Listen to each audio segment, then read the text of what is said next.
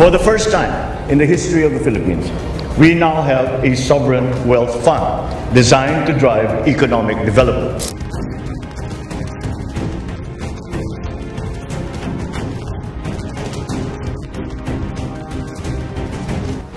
Ano ang nangyari?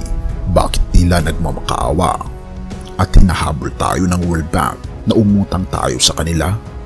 Totoo bang nakuha na ng mga Marcos ang ginto?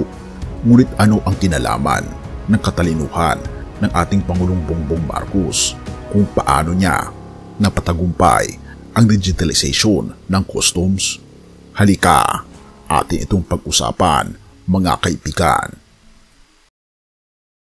Alam mo bang ang Pilipinas ngayon ay nasa bingit ng kasaganaan? Oo, tama ang narinig mo. Ngunit paano ito nangyari? Ano ang papel ng Marcos Gold? At bakit ang World Bank na mismo ang tila naghahabol sa atin?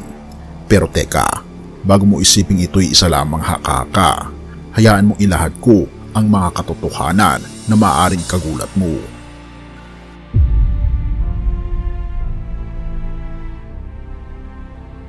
Noong mga nakaraang administrasyon, tila ang Pilipinas ay palaging nakikiusap na pautangin tayo ng World Bank para sa mga proyekto. Ang dating larawan natin sa kanila, isang bansang nagmamakaawa at nangangailangan. Pero ngayon, parang nagbago ang ihip ng hangin. Bakit nga ba? Sa ilalim ng kasalukuyang administrasyon ni Pangulong Ferdinand Bongbong Marcos Jr., isang nakakagulat na balita ang lumabas. Ang World Bank mismo ang tila naghahabol sa atin. Iniwan ng Pilipinas ang $88.28 million na loan mula sa kanila para sa customs modernization. Hindi ba't parang baliktad ang mundo? Paano nangyari ito? Dahil ba hindi na natin kailangan ang kanilang tulong? O dahil natuto na tayong tumayo sa sarili nating mga paa? Pero ito ang nakakagulat. Kahit iniwan ang proyekto, 97% ng ating customs operation ay digitalized na gamit ang sariling kakayahan ng gobyerno. Ang tanong, paano ito nagawa nang walang ganong kalaking utang?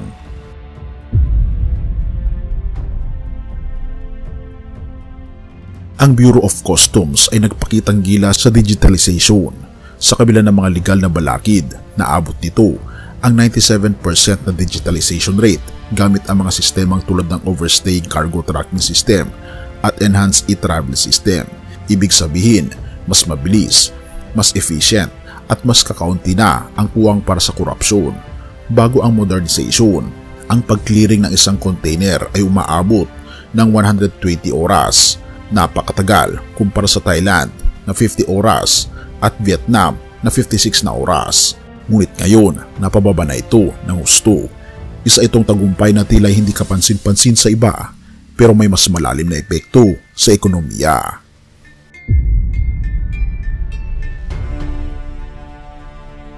Ang lahat ng ito'y hindi lamang nagkataon.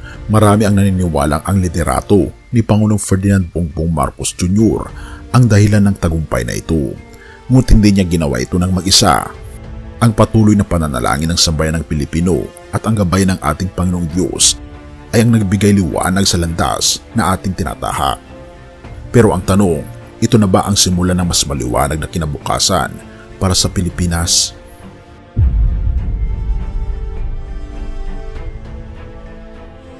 Marcos Gold, digitalization, World Bank. Napakaraming aspeto ang bumubuo sa kwento ng kasaganaan ng Pilipinas ngayon.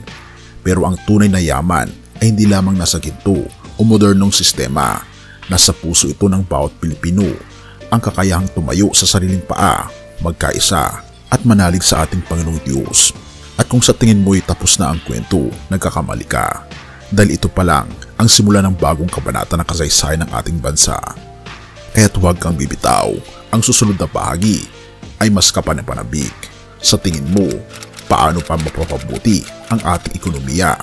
Ibahagi ang iyong opinyon. Filipos 4:19. At pupunuin kayo ng Diyos ng lahat ng inyong kailangan ayon sa kanyang mga kayamanan sa kalulatian sa pamamagitan ni Kristo Jesus.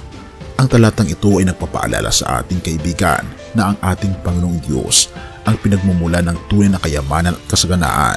Hindi lamang ito tumutukoy sa material na bagay, kundi pati na rin sa espiritual na biyaya na nagbibigay lakas sa atin upang harapin ang bawat hamon.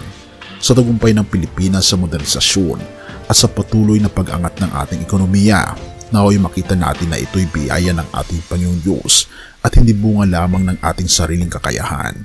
Higit sa lahat, tayo ay tinawag upang maging mabuting katiwala ng lahat ng ibinibigay ng ating Panginoong Diyos sa atin. Purihin ang ating Panginoong Diyos at tayo'y manalangin. Ama naming Diyos na makapangyarihan sa lahat, na siyang umiibig sa buong sanlibutan. Kami po ay nagpupuri at nagpapasalamat sa lahat ng tagumpay na ipinagkakaloob mo sa aming bayan. Tunay nga po Panginoon naming Diyos na ikaw ang nagbibigay ng karunungan, lakas at mga oportunidad upang magtagumpay. Salamat po sa inyo pong gabay sa aming pinuno, lalo na kay Pangulong Ferdinand Marcos Jr.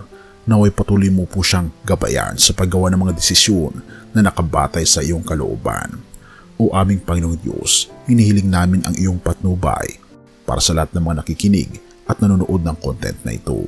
Naway makita nila ang iyong kamay na gumagalaw sa aming bansa at naway magbunga ito ng panibagong pag-asa, pananampalataya at pag-ibig sa kanilang mga puso.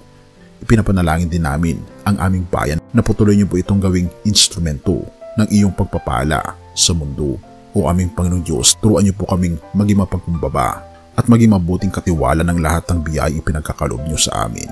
Sa bawat hakbang na aming tinatahak, naway ikaw ang aming maging gabay at lakas, at tulungan kami na mag-rely sa inyo Panginoon at hindi sa aming kayamanan, sapagkat ang tunay naming kayamanan ay masusumpungan lamang namin sa aming Panginoong Jesucristo.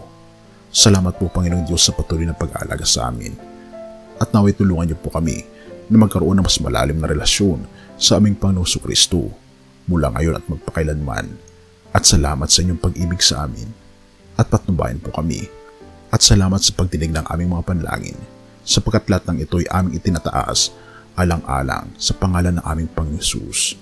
At patawarin po kami sa lahat ng aming pagkukulang at pagkakasala, sapagkat ito ang isang hiling sa matamis na pangalan ng aming Panginoong Hesus. Amen.